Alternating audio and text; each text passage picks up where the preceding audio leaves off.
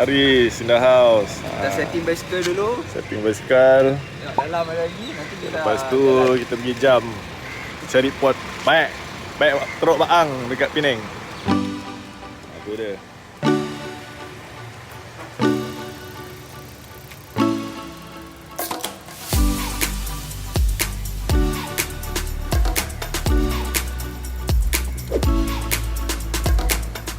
So kita test dulu. Okay ni kan, sakit buntut. Okay, hari ni kita orang nak pergi jump rope, naik basikal. Kita tawaf Penang, tengok cari spot yang best. Kita buat video. And then kita buat video. Faris Tak tengah setting ke? Setting start.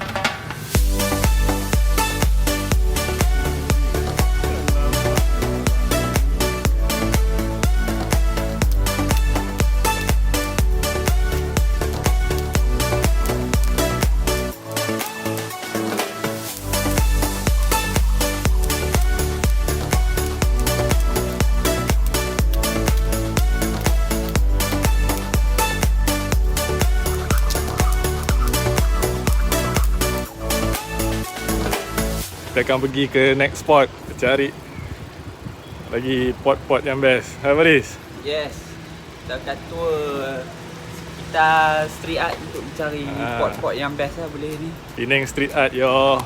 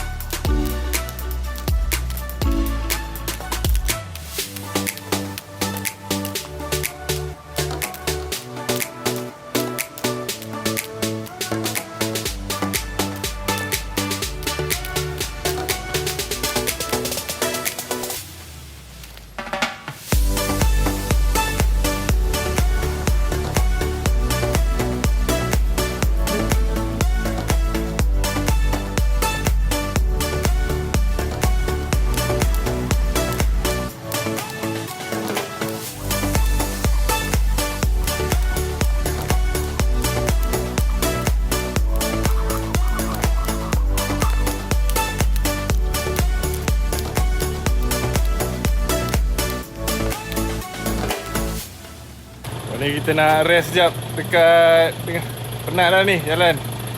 Mana tahu jalan-jalan ada jumpa something pelik-pelik ke. Bau sikit. Dah. Jom. Apa benda tu?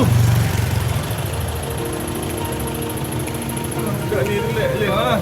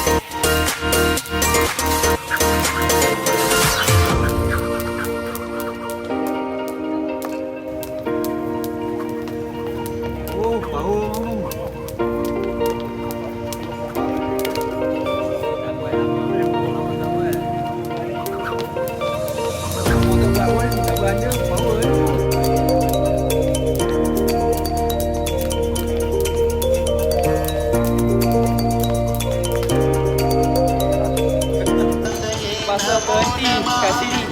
Ha. Little India. Ni Little India. Okay. Steady. Kira macam masjid Jamek ah.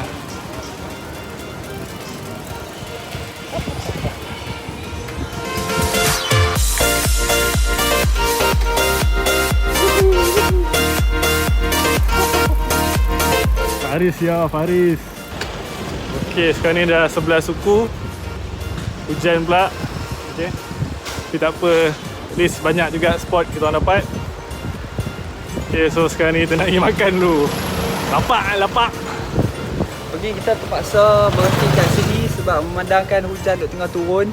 So kepada followers, sat. Dia baik, tapi kita tak boleh pegang. Okey, kepada follower Jump Rope Malaysia, sila follow Facebook, Instagram, YouTube Jump Rope Malaysia. Siap.